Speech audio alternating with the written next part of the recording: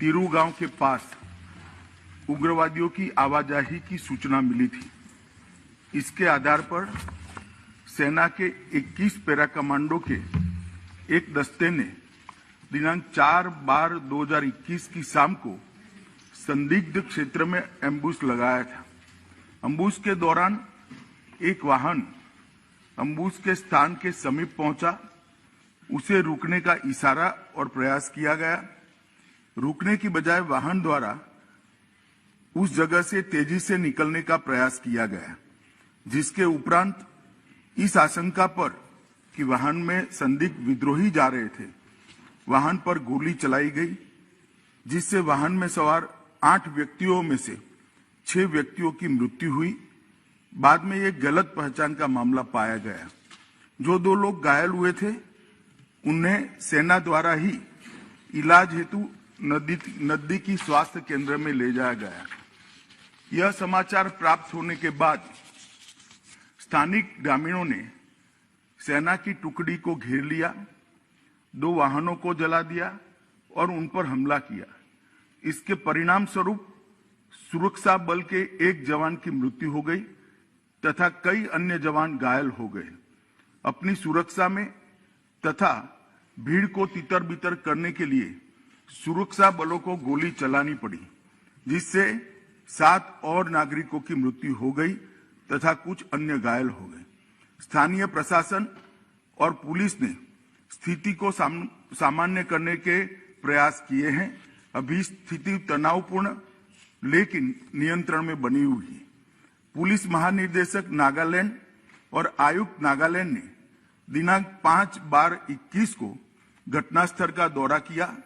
ताजिद police थाने में घटना के बारे में प्राथमिकी दर्ज की गई है और मामले की गंभीरता को ध्यान में रखते हुए इस मामले को राज्य अपराध पुलिस स्टेशन को जांच के लिए सौंप दिया गया है।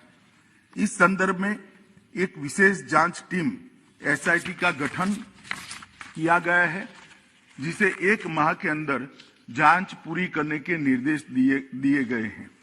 उपरोक्त घटना के पश्चात दिनांक 5/12/21 की शाम में लगभग 250 लोगों की उद्वेलित भीड़ ने मोन शहर में असम राइफल की कंपनी ऑपरेटिंग बेस पर तोड़फोड़ की।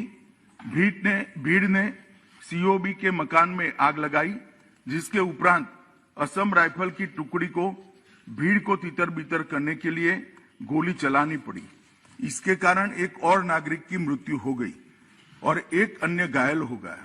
प्रभावित क्षेत्र में किसी और अप्रिय घटना को रोकने के लिए अतिरिक्त बलों की तैनाती कर दी गई है।